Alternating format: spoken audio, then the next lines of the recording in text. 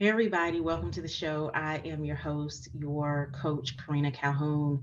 I am your expert life strategist. Listen, for this particular episode, I am sharing with you a previously recorded episode with a woman who I believe is really truly paving the way, making major impact in the world, who I want to honor and highlight for Women's History Month. Certainly, this is not the only woman. These women that I am honoring this month are not the only women, but they are a few that I absolutely wanted to highlight because of certain things that I know that they're doing in the communities around them, how they're loving on the world around them. So I want to share them with you. And please feel free to reach out to each and every one of them. Feel free to share the impact that they're making in the world. Please feel free to amplify them and their message and their purpose in the earth. And absolutely do not forget to go be great. I love you all. Hello, everyone. Welcome back to the show, Go Be Great with Coach Karina. I am your host, your mindset and life coach, Coach Karina Calhoun, and I have another great episode. I have another great, awesome, and amazing guest on the show today. I'm like, I have all kinds of happiness coming out of me right now. So, y'all know how I get really, really excited. So, I just have this feeling I can sense that this is going to be an amazing conversation. You all know I love fireside chats. So, Shemekka, tell us. I've already said your name, but tell us who you are and tell us where in the world are you right now? I am Shemekka Ebony. I am here in North Carolina in my home around my wonderful children and husband, excited about life and excited about inspiring other people to be the best versions of themselves. I love it. I absolutely love it. And just for the record, I want to correct myself, Shemekka Ebony, not Shamika. Listen, y'all know I'm really funny about pronouncing names correctly because I have been Karen, I've been Corinna, I've been all kinds of stuff. So listen, Shemekka Ebony, we want to get that right, y'all. Get it right. Thank So you. you are in North Carolina. What part of North Carolina are you in? I'm here right outside of the Triangle. Of course, you know, North Carolina is stated as a rural state overall, but we are a growing suburb area called Anger, North Carolina, and it's right outside of the Triangle. We moved our family out here in the height of the pandemic. So house hunting, being featured in the New York Times about our budget. So being naked is something that we do. I'm also an author as well. And centering here in North Carolina, in my home state, transforming lives here has been so very important to me. And so anchoring here in the home buying process while Black is another thing that I amplify around financial equity as well. I love it. I absolutely love it. So I am in Richmond, Virginia, but I am from Fayetteville, North Carolina, which is not far from where you Oh, are. yes, And absolutely. I lived in Charlotte for 17 years. So my daughter, who's 24, actually moved back to Charlotte the day before Virginia shut down for the pandemic. Oh, We had whoa. no idea what was happening. She was already in the process of moving, and she actually moved back the day before the shutdown. As a matter of fact, I had to go to the office for her apartment and put the key in the slot because they had shut down. No one was there. Wow. So yes, Wow. I Woo. am. But she is doing it. That young lady, I'm so proud of her. But you know, That is anyway, let's awesome. talk about what you are doing for this world. What products and services are you offering? You've already talked about the financial piece. I want to dig deep into that because that's actually one of my heartstrings. I was in corporate America for 20 years in the mortgage industry. So I have some background information on that, that, we have got to learn how to do some things for us. Yes. I'll Yes. leave it there. I'll leave it there. I want you to talk about it. Absolutely. I love the opportunity to amplify equity from theory to practice. Through the work that we do under the umbrella of I Am Brilliant, we really center our trainings with organizations and institutions on one side, but then also through Community Champion Certified, we focus on coaching, leadership development to really help people prepare to meaningfully engage with one another. We take away the us versus them and really make it inclusive because we all have something that illuminates inside of us.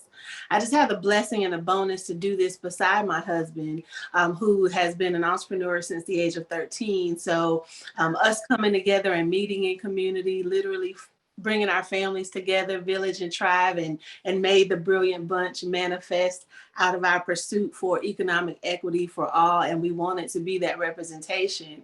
We are a family of 6, and we are 2 working adults that are small business owners, but we are going into rooms with our corporate mindset and our growth mindset and our abundance mindset, knowing that what we have, they need. And so that really drives the work that we do, and it really garner the attention nationally, wondering how we're managing to run a business, budget, work in the pandemic, and have multiple children doing virtual school. So that was a naked moment that has gone down in history to really amplify what's possible when we hold ourselves accountable, starting with us, working with home. We center family, community, and company, but we have to have them all in alignment and get our kitchen in order in all these areas for us to be sustainable, to be able to give not only our family access, but our community access by seeing a reflection of what they could do for themselves. I want to start with, you said we have to start with us first. We got to go into the kitchen. We've got to go into the kitchen. So what are just maybe 1 or 2 tips that you can share with us today to start in our own kitchen? Because I think that is going to be key. We can always create excuses. And I tell people all the time, excuses only satisfy those that give them. But until you actually look at you and understand where you are, and then try to go further, listen, you got to do this. Yes. You got to do the inner work. You got to do the inner work. Absolutely. So give us 1 or 2 tips of really starting with us first. And before Shemekka Ebony says anything, listen, y'all know I used to always say, I'm not coming for you. I'm coming for what's been holding you back. So I'm saying this for both of us on today. We're not coming for you. We're coming for what's been holding you back. Sometimes it can be us. So go ahead. You got the floor. Yes. The first thing I want to say, and I say this from lived experience and professional experience, being a leadership coach for PhD scholars to Black Girl Magic Market agendas, working with Black women entrepreneurs and helping their growth capacity.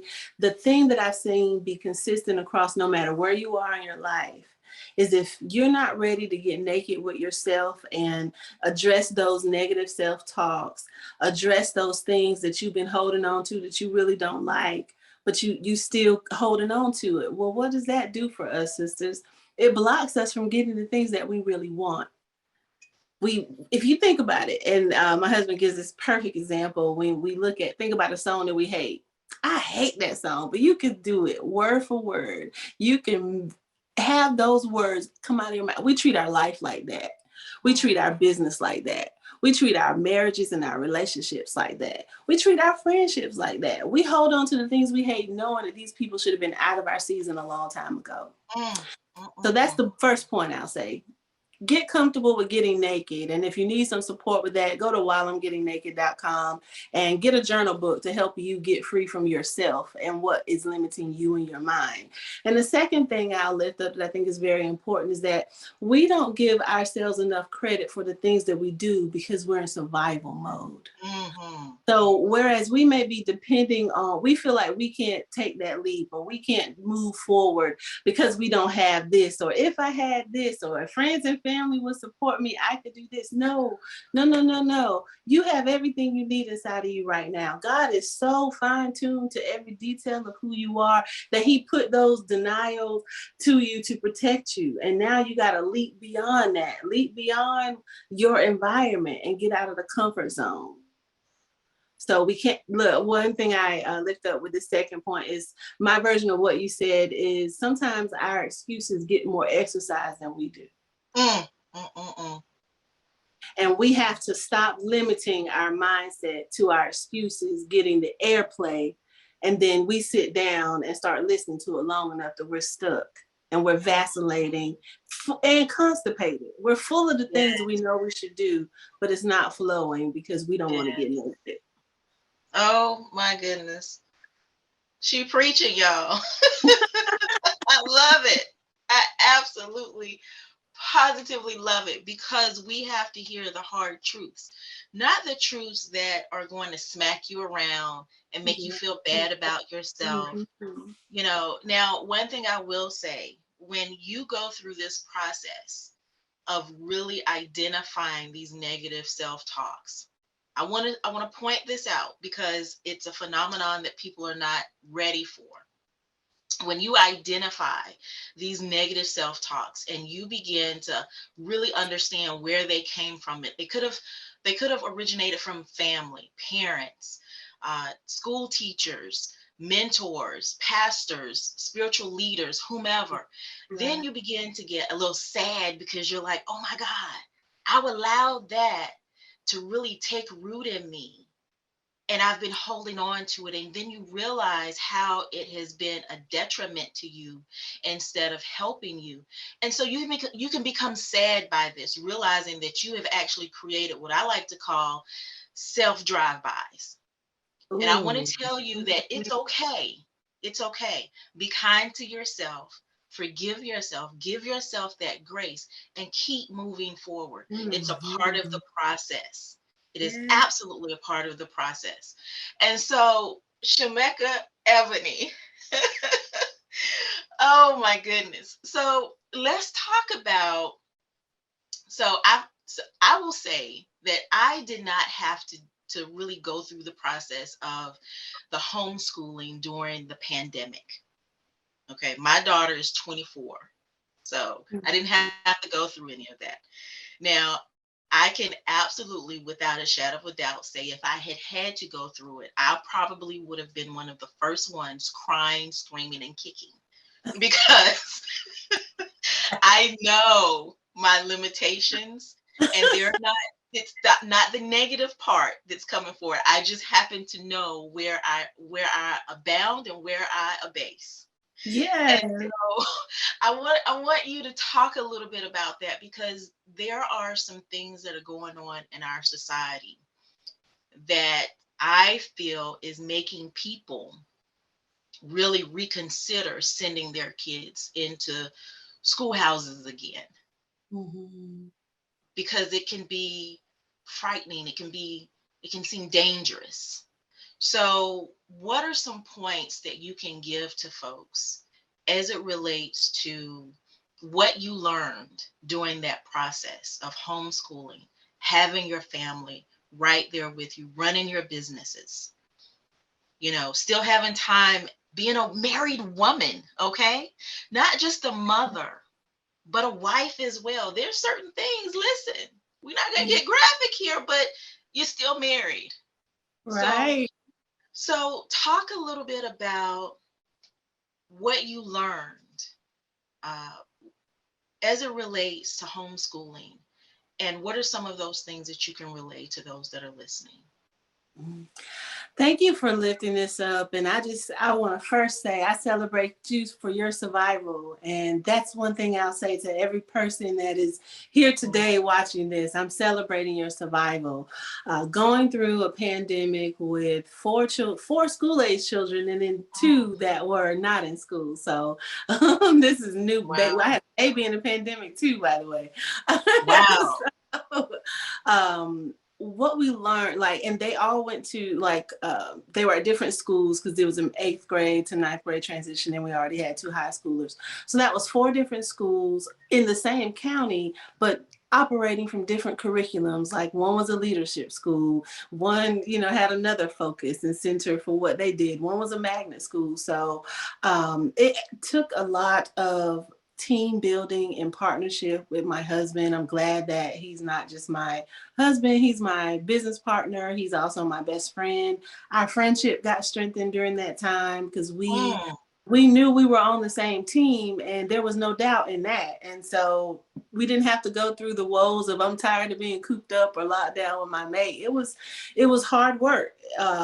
We adopted meditation, which is something so very important when you're transitioning, is to have a recentering tool, whether it's journaling or meditating or taking a woosah moment, like whenever you can. We would get in just 10 minutes together to be intentional to start our day. And if it had to be because we were hiding in a closet or because we were hiding in the bathroom because every kid needed to be in a different place and have, what a place of privilege it must be when the teachers in schools were telling us, make sure they have a quiet environment to be in class. And I'm like, well, times 4. Like, who's living in a mansion? Because we were in a townhouse, so one was under the table, one was on the stairwell, somebody was in the room. Like, you make it work, you make it activate with what's in your hands.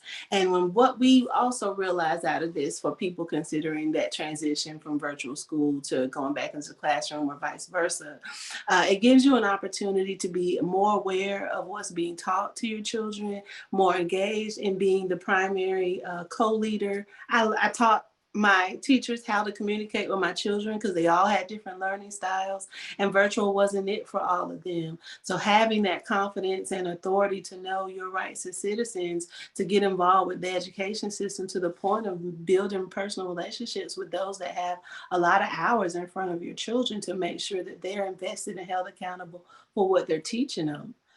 So we had a lot of relationship building opportunities with this transition and all these learning styles and all these schools and what they prioritize. But these teachers needed grace and prayer too, because they were burned out and they were trying to figure this out with everyone else while they were trying to figure it out. And they had to look like they knew what they were doing when sometimes it wasn't easy for them, and they were scared too. So recentering that human existence and human connection to give each other grace got us through. And we utilized that in practice in our home with giving our kids grace and what was going to help them learn. Absolutely. One thing that you talked about that really stuck out to me, all of it really, but that I really want to go back to, is that you and your husband's relationship strengthened. And I think that is contrary to so many of the conversations I was privy to overhearing regarding the pandemic. They were tired of their mate. They were stuck at home with their mate.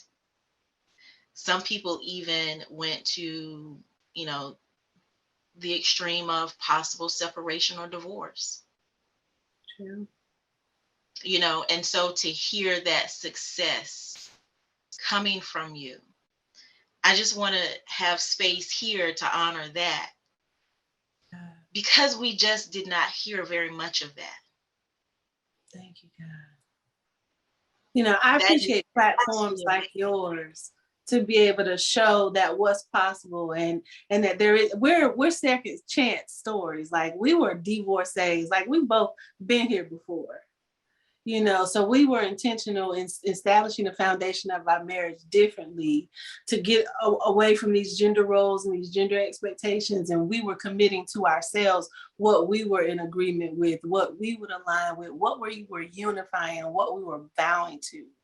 And it does look very different than this stereotypical marriage structure that people are being put in, and these harmful expectations that aren't healed because we're not getting naked. And so when you trapped in the closet, literally with no space to run, and you can't shift yourself in becoming who you are in a safe environment because you're afraid you're going to be attacked or judged, you're going to get those kind of outcomes. But that comes from unresolved expectations that somebody didn't come fully telling the truth and being naked in the beginning. And now that this pandemic got us real naked because we couldn't mask our emotions and our true feelings anymore, we had to deal with ourselves, and we had to deal with a mate that was dealing with themselves. So it was a time for magnified grace that sometimes if we don't know what grace feels like, we can't give it to someone else. So we attack because we're idolizing our agenda and what we want in a time of crisis where, right, Dooley, we all have had to do that in this pandemic, but still survive it. And so I celebrate those that are sticking it out and need something to renew it. We're talking to that community too with the FCC. So we're doing it all summer. We'd love to rebuild with you when you're reimagining what it looks like to be in business as a couple or as a family. We will be meeting. You can check us out at shemekkaebony.com and book a Sunday. We're going to be doing it all summer to have these real candid conversations about how do you rebuild and how do you get this foundation for kingdom business and family and community. I absolutely love it. Everything she said, y'all. Everything she said. I mean, there is so much truth dripping in literally everything that you said, because one of the things that we have to understand is when we are really dialing in to be our true authentic self, it's going to take those around you going through a transformation the same as you are going through a transformation. It is not as easy as waking up one day and saying, hey, I'm successful and I'm going to start this business and I'm doing this and I'm doing that. No, everyone needs to be on board. Yeah. Yes, everyone needs to you know, can't do it by yourself. Yeah, everyone needs to know what the journey is. You know, and I think about my husband. I love this man. Both of us were divorcees as well. And so this is our final marriage. This is our final marriage, our forever marriage. And one of the things that we are adamant about is not having those gender-based roles. You know, today is a full day for me. It's literally a full day, but I wake up with coffee. I wake up with breakfast made for me because the understanding is there. The knowledge is there. The wisdom is there. You know, how do you bear with one another? As the word says, how do you bear with one another? Easy, naked and not ashamed, no longer. Oh my goodness. I could stay here forever. Oh my goodness, all day. Thank you, my sister. Real blessing. Yes. Shemekka Ebony. So you've already given us so much information, so much knowledge, so much wisdom. And I like to tell the listeners, you all know, grab your notebook, grab your journal, grab your tea, your coffee, your beverage of choice, because there's jewels, gems, and wisdom, strategies, tools being dropped. And if you don't get it the first time, put it on repeat until you get it, until it soaks in, until you digest it, until it has digested you. Because we're not here just to talk. We want to see you where you are supposed to be, because what you don't understand is you are a domino effect in reverse. And if you stand up, then you stand the next person up, and then they stand the next person up. And so we have to keep doing this. So Shemekka Ebony, what is just one or two pieces of advice that you would leave with the listeners today that they can take? I like to call immediate action. What can they do for immediate action today without just really thinking about it? I love it. With immediate action today, find the first mirror you can, even if it's turning on your video. And it'd probably be best if you turn on your video and look at yourself and take a moment and just sit in silence for a couple of seconds at first. Don't say anything. Just look at the beautiful essence of who you are. I mean, everything about you, whether you're made up, whether you're naked, whether you're in between, and this is even if you're putting on something right now, just celebrate that you are here today. And the second thing, while you're there looking in the mirror, I want you to say this over and over and over until you feel a shift, however many times it takes. Look at yourself in the mirror and say, I am brilliant. I am brilliant. And you keep saying it. And while you're saying it, think about what makes you brilliant. and affirm it by saying it louder and stronger. And you recenter yourself. If you kick off every morning with this, if you make this a if I can remember, this is going to be a tool that shifts your day to remember who you are, what you're really brilliant at, and what you illuminate with, because that is the key to creating sustainable change that we want to Yes. see, not only within ourselves, but within our community. And I just want to end with this. One thing that Shemekka Ebony talked about early on was that equity in corporate America. You have to know and understand that you bring something to the table, not just come and take from the table, but you bring a fullness to that table. And that fullness is inside of you. Yeah. So don't shrink back. Don't shrink down. Just keep going. So, folks, this has been another great episode of Go Be Great with Coach Karina. We have had the amazing Shemekka Ebony on today. And I will see you all on the flip side. Bye, everybody.